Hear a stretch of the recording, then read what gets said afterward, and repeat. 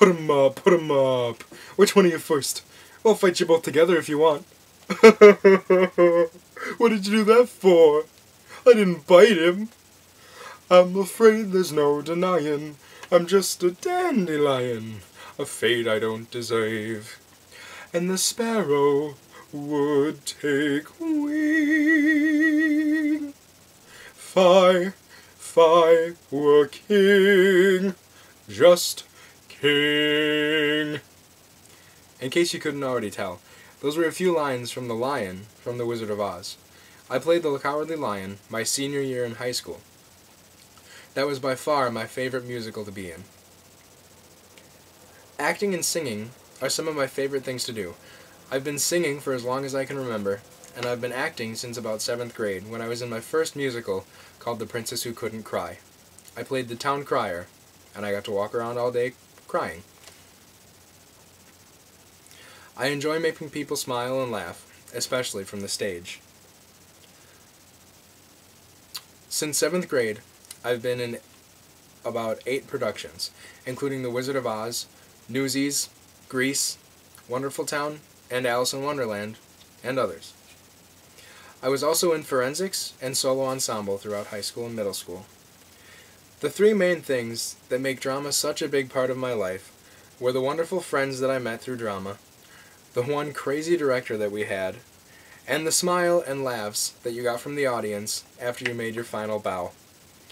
If it wasn't for these influences, I don't really know what I'd be doing in high school, but I'm glad I was a drama geek. My fellow cast members played a huge part in making the drama a great experience. I always enjoyed the late night cast parties where we played all of our improv games and got home way past our bedtime.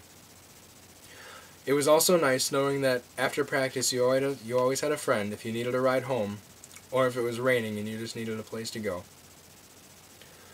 I will never forget the laughs that we had, or the memories that we shared, and I'll never forget the tears that we shed when our final curtain fell on senior year.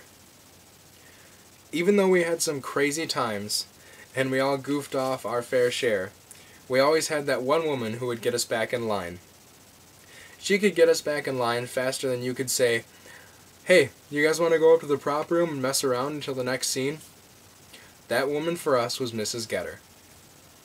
I owe every ounce of the actor that I am today to Mrs. Getter. Mrs. Getter was the teacher that taught our parents' parents' grandparents. No one actually knew how old she was. Her mood could change faster than a wardrobe change when you were playing 2 characters in one scene. If you were doing something wrong, Mrs. Getter would tell you about it, and she didn't really care how you felt about it.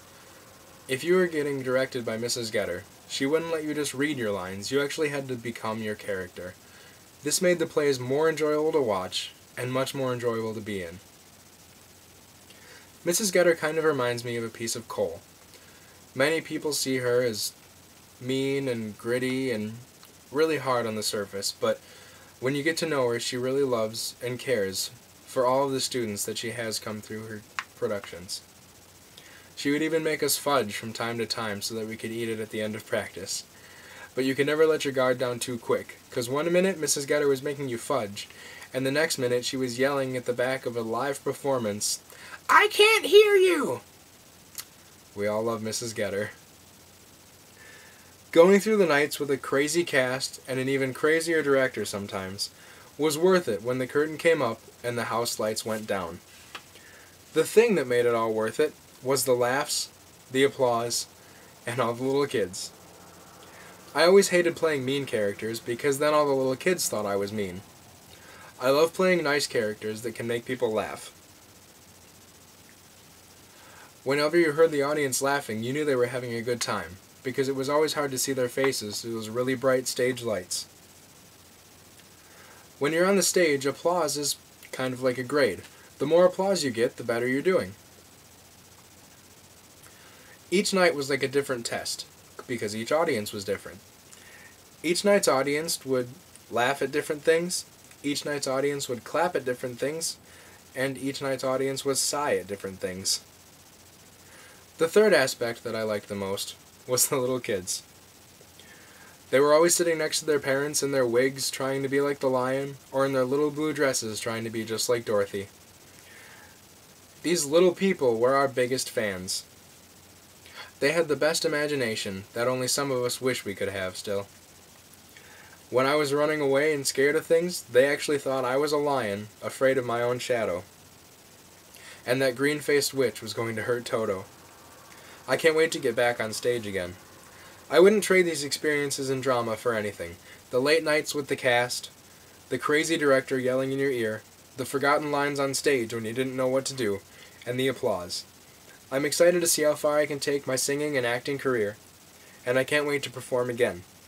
I look forward to the kids sitting in the front row, hanging on every word you say. I can't wait to make an entire crowd laugh again. And again, I can't wait to hear the applause, and look at the audience and say, "Oh shucks, folks, I'm speechless."